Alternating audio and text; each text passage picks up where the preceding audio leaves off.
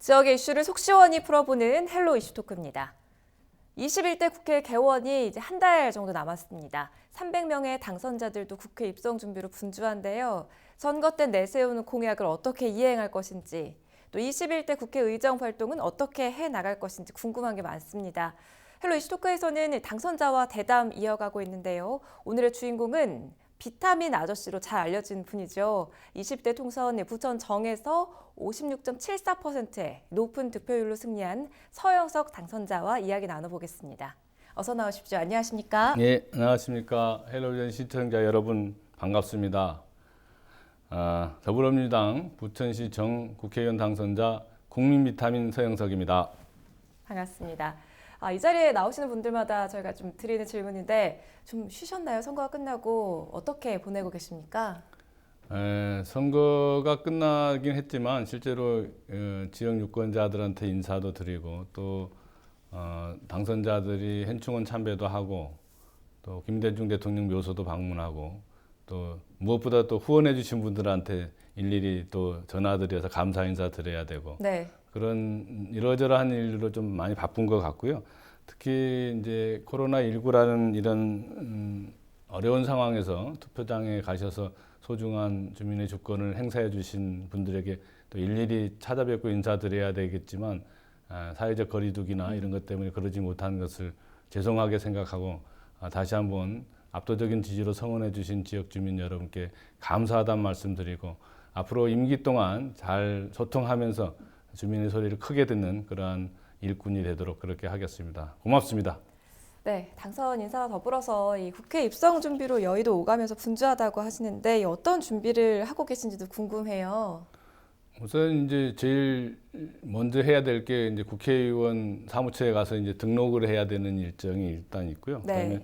그다음에 초선 의원이기 때문에 이제 당에서 실시하는 필수 교육을 일단 받아야지 뭐 이렇게 화장실은 어떻게 가야 되는지 이런 것도 다 배워야 되니까 아주 기본적인 것부터 그렇죠. 교육이 있네요. 네. 국회의원으로서 초선 의원으로서 해야 될 역할 또 자세, 국민에 대한 정치인으로서의 품위나 자세를 어떻게 가져야 될 건지 이런 것들에 대해서 이러저런 얘기를 듣고 있고 또 특히 네. 이제 초선 의원님들 모임이 좀 많이 있고 앞으로 또 4년의 임기를 어떻게 동료 의원들과 함께 정말 대한민국의 미래를 같이 논의하고 준비해 나갈 것인가 이런 것들을 같이 고민하는 그런 모임들이 좀 많아진 것 같아요. 그래서 그런 일정들을 좀 바쁘고 또 특히 이제 무엇보다 지금은 이제 코로나19라는 어려운 환경 속에서 이렇게 우리가 선거를 치렀기 때문에 그 이후에 오는 경제적인 여러 가지 어려움들을 어떻게 극복할 건지 또 지역 현안은 어떻게 대처하고 정책을 통해서 반영할 건지 이런 것들을 준비하는 데 좀 분주하게 시간을 보내고 있습니다. 네. 그럼 여의도에서 이 금배지는 받아 오셨습니까? 일단은 엊그제 저기 신청을 접수해서요. 네. 일단 금배지는 받았습니다. 그러셨군요. 예. 그래서 실제로 이제 당선자분들하고 이렇게 많은 얘기들을 나누면서 앞으로 21대 국회를 어떻게 끌어갈 건지 네. 이런 것들을 논의를 하고 있는데 하여튼 금배지 무게가 정말로 이렇게 어느 때보다도 이렇게 코로나19라는 엄중한 상황에서 이루어진 선거였기 때문에 국민의 목소리를 잘 경청하고 잘 국민의 명령을 잘 받아들여야 된다고 하는 것 때문에 좀 어깨가 어느 때보다 무거운 것 같고요. 네. 그래서 이 자리를 빌어서 그 금배지의 무게에 잘 감당하는 그런 멋진 정치인이 되도록 하겠습니다. 네, 네. 뭐 시의원 그리고 도의원 당선 때와는 또 감회가 남다르실 것 같습니다. 어떠셔요? 뭐 선출직위는 크기는 뭐 다르지만 다 선출직으로 뽑아주신 시민들의 무게가 있기 때문에 네. 다 어깨가 무거운 것은 사실이지만 좀 전에 말씀드린 것처럼 우리가 지금 코로나19라는 전대미문의 지금 감염병 속에서 선거를 치른 거기 때문에 특히 이게 그 혹자들은 그렇게 얘기를 하더라고요. 이게 우리가 이제 BC, AC 이렇게 기원 전, 기원 후로 나눈 것처럼 네. 이제 비포 코로나, 애프터 코로나 이렇게 이후의 세계는 그렇게 나눠질 수밖에 없는 그런 환경에 있다 이렇게 얘기한 것처럼 네. 어떻게 보면 거의 뭐 대공황에 가까울 정도의 경제적 환경이 악화될 거라고 보여지는데 그런 것들을 현명하게 국민들과 함께 잘 21대 국회가 잘 문제를 풀어가야 되는 숙제가 있기 때문에 그 어느 때보다 책임감과 또 부담이 크다 이렇게 생각을 하고 금배지의 무게를 잘 감당하는 그런 소임이 우리 21대 국회에 있다 이런 생각을 갖게 됩니다. 네, 아무래도 어려운 상황에서 당선이 된 만큼 큰 책임감을 갖고 계신 것 같습니다. 당선자들 이야기를 들어보면 다들 승리를 확신한 순간이 있더라고요. 우리 서 당선자께서는 선거 기간 중에 언제 승리를 좀 확신하셨습니까?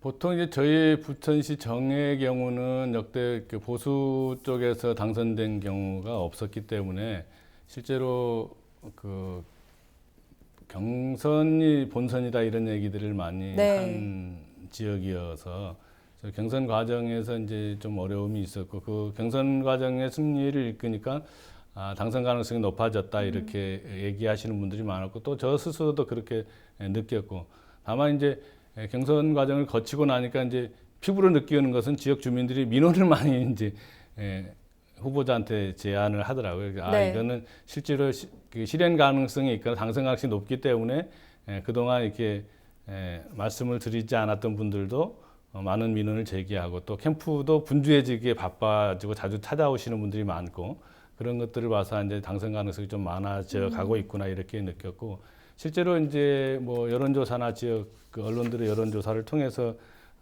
여러 가지 승리를 예측하는 그런 통계들이 나오고 그러니까 이렇게 지지자분들도 그렇고 유권자분들도 당선 가능성이 높은 것으로 점쳐졌고 그래서 그것이 이제 그 어떤 기대가 믿음으로 바뀌는 그런 계기가 되지 않았나 이런 생각을 갖습니다. 경선이 본선이다라는 말씀 해주셨는데 그만큼 이 경선이 치열했다라는 설명이실 거예요. 경선 당시 상대가 부천시장을 지낸 김만수 예비 후보였는데요. 오정구 주민들이 서영석 당선자를 택한 이유는 어떻게 분석을 하십니까?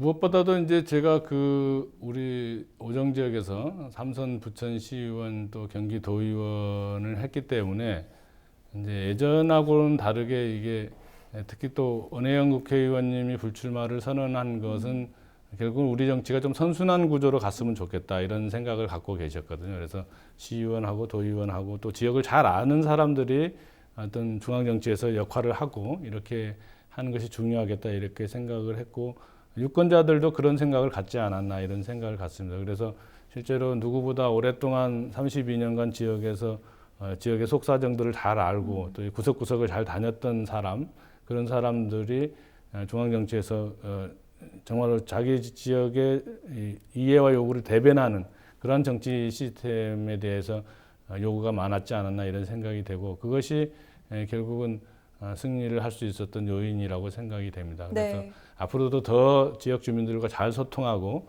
또 잘 귀담아 듣고 또 지역 주민들이 원하는 수건 사업들이 뭔지를 잘 챙기는 것이 결국은 정치를 통해서 또 지역 주민들에게 제가 할 수 있는 역할과 그런 것들을 가능하게 하지 않겠나 이렇게 생각을 하고 더 많이 소통하도록 하겠습니다. 네.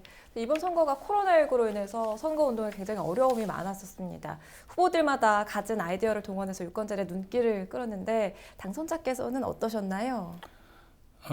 실제로 이제 그 사회적 거리두기가 결국은 전통적인 선거운동 방식이라는 게 사람 만나고 또 찾아가고 네.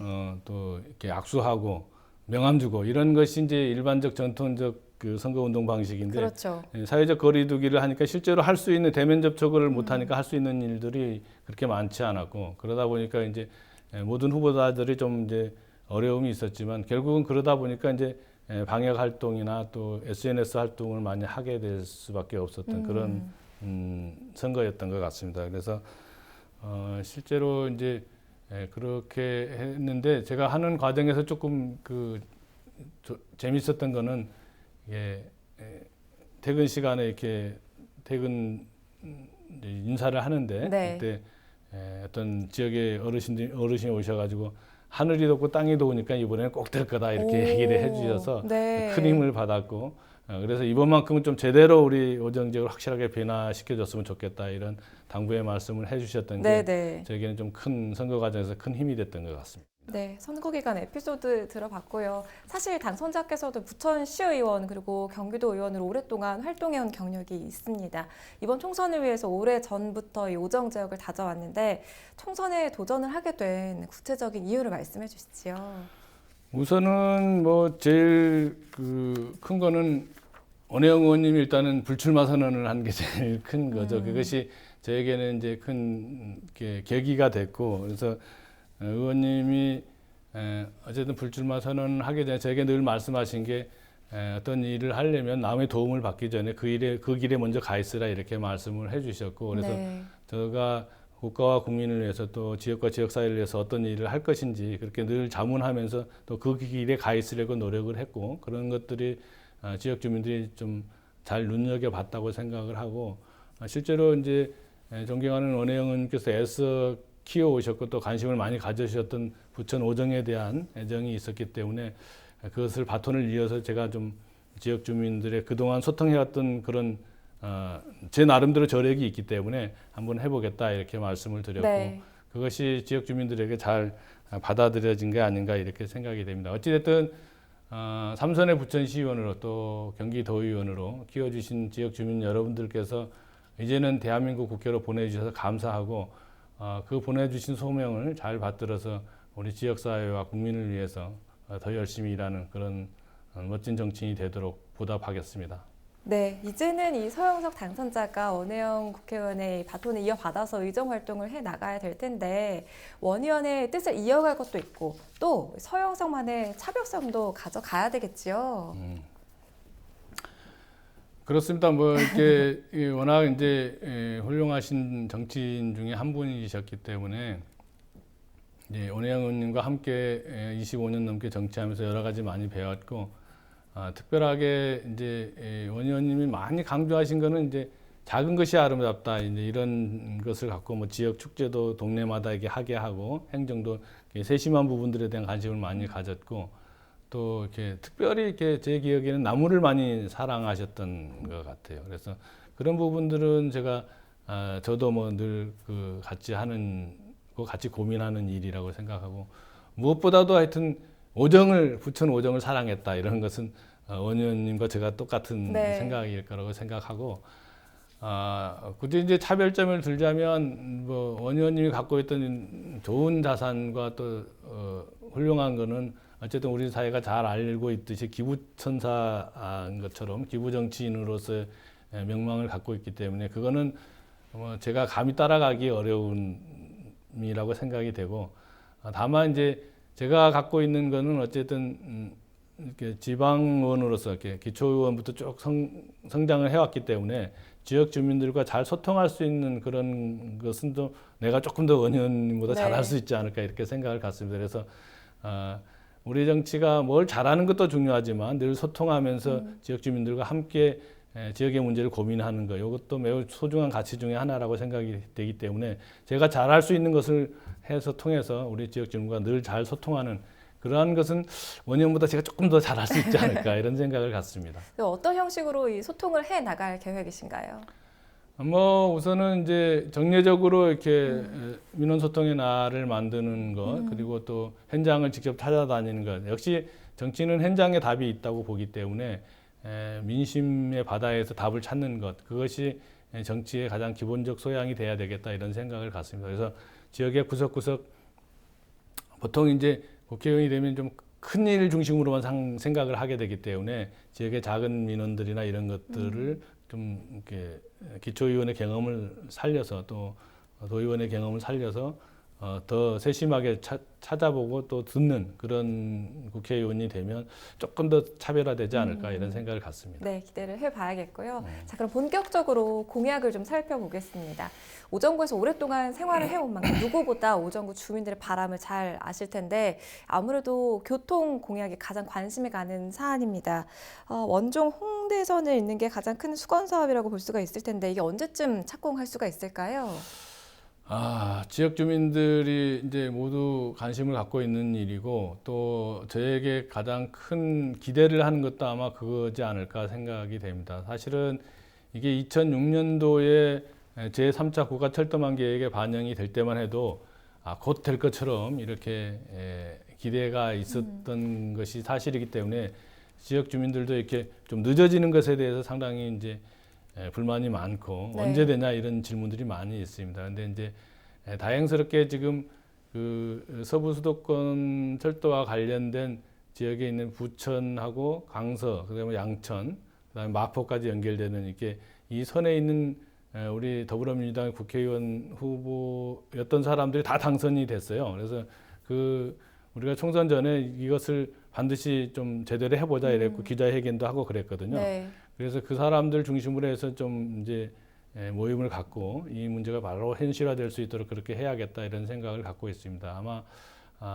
큰 힘이 될 걸로 생각이 되고 특히 이제 그 원종 고강 홍대선까지 연결되는 것을 잘 아신 것처럼 이제 우리 지역의 3기 대장동 신도시가 발표됐기 때문에 이렇게 대장까지 연결해서 대장 홍대선으로 이렇게 이 사업이 진행될 수 있도록 하는 것이 필요하겠다 이런 생각을 갖고 있고 또 그 일을 위해서 최선의 노력을 다할 생각을 갖고 있습니다.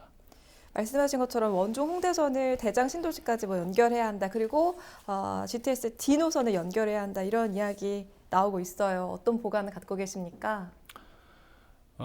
그 이제 제일 좋은 거는 제가 이제 국토위에 가서 네. 이렇게 제대로 좀 이 일이 빨리 성사될 수 있도록 해야 되는 숙제가 있다고 생각이 되고요.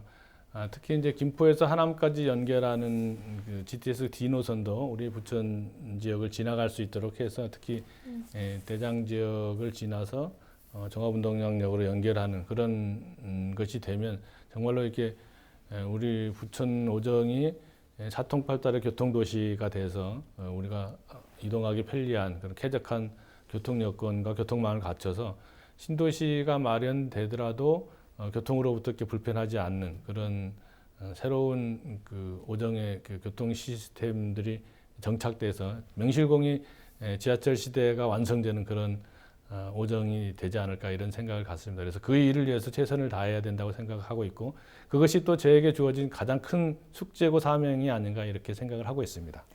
네, 그리고 이 굵직한 현안 중에 하나가 또 하나 봉오대로 지하화 문제입니다. 이게 선거 때면 늘 언급되는 공약인데 부천 신고도심 균형 발전을 위해서도 굉장히 필요한 사업으로 꼽히죠. 이걸 임기 내 어떻게 풀어갈 계획이신가요?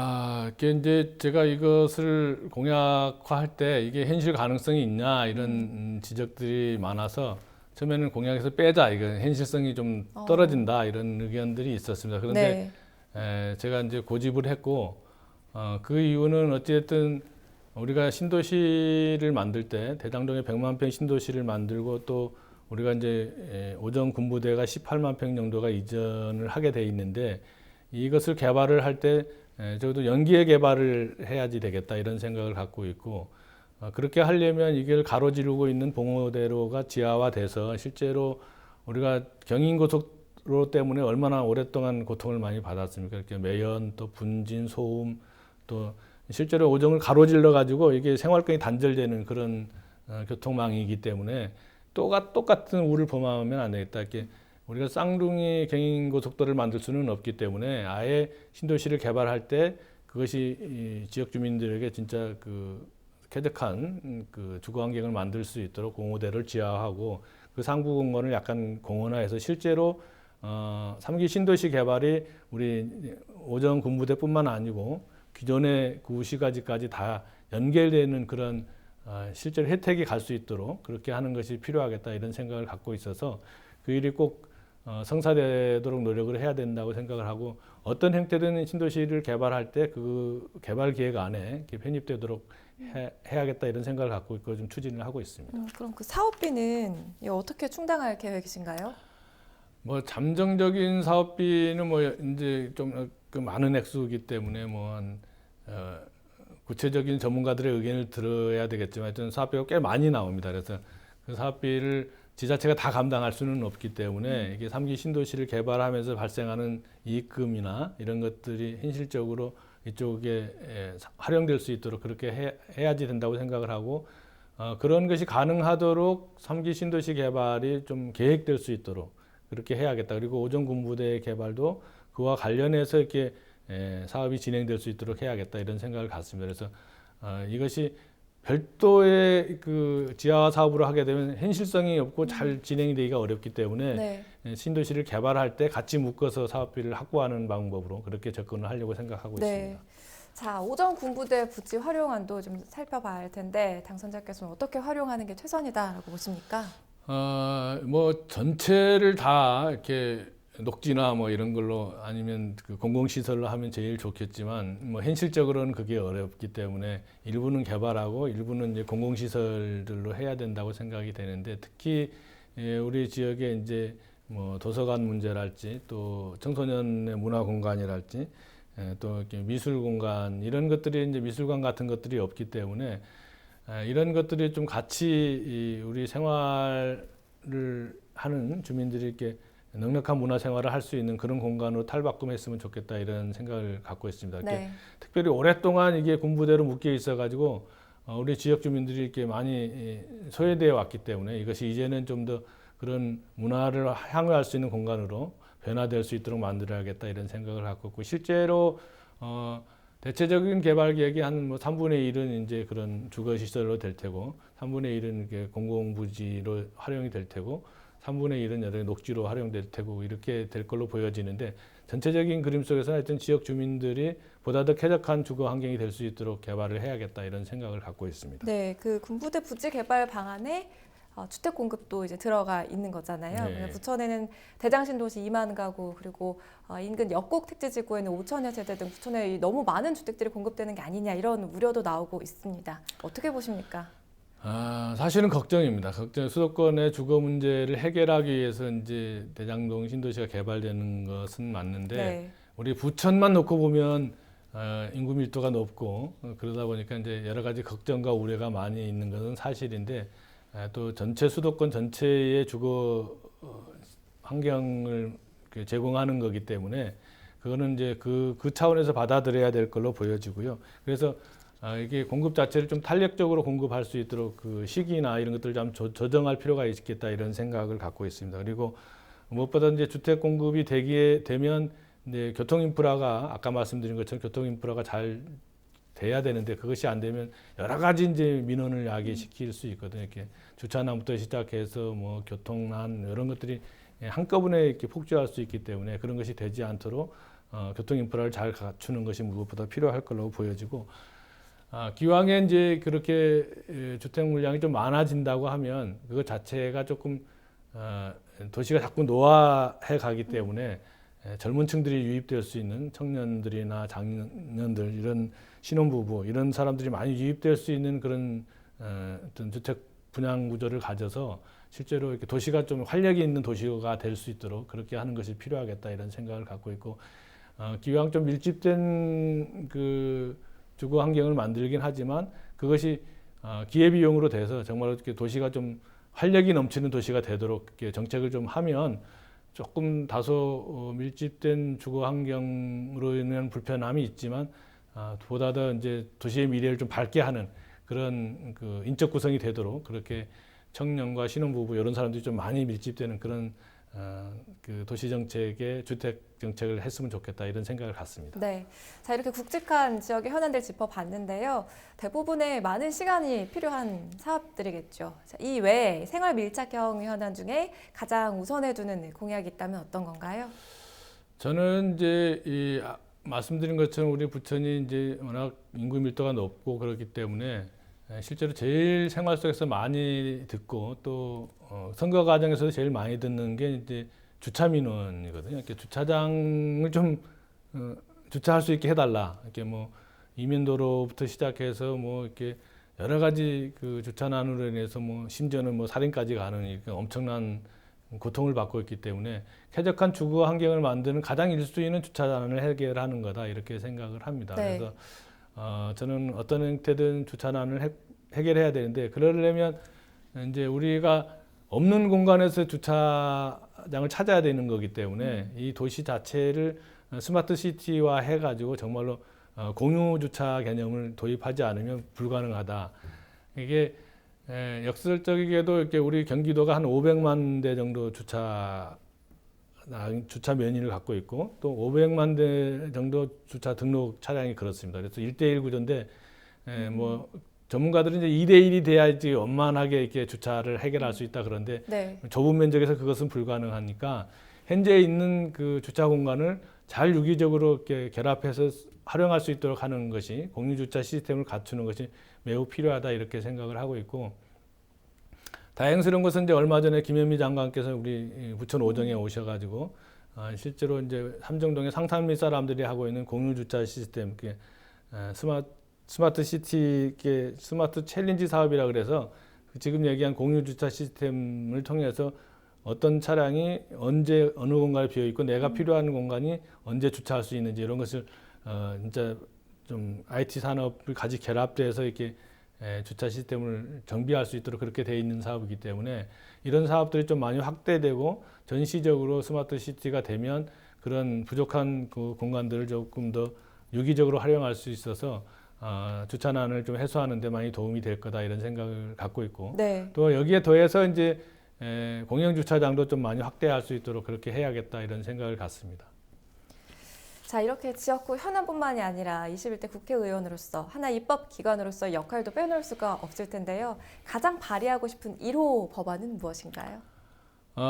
우선 이제 저에게 주어진 가장 큰 소명, 그거는 어쨌든 오정의 지하철 시대를 완성시켜라 이런 게 가장 큰 소명이기 때문에 근데 이제 그동안 우리가 신도시를 개발할 때 신도시부터 먼저 만들어 놓고 교통 시스템을 뒤에 하다 보니까 여러 가지 이제 생활상의 민원과 많은 문제들을 야기했었거든요. 그래서 이게 신도시 특별법을 제정해가지고 실제로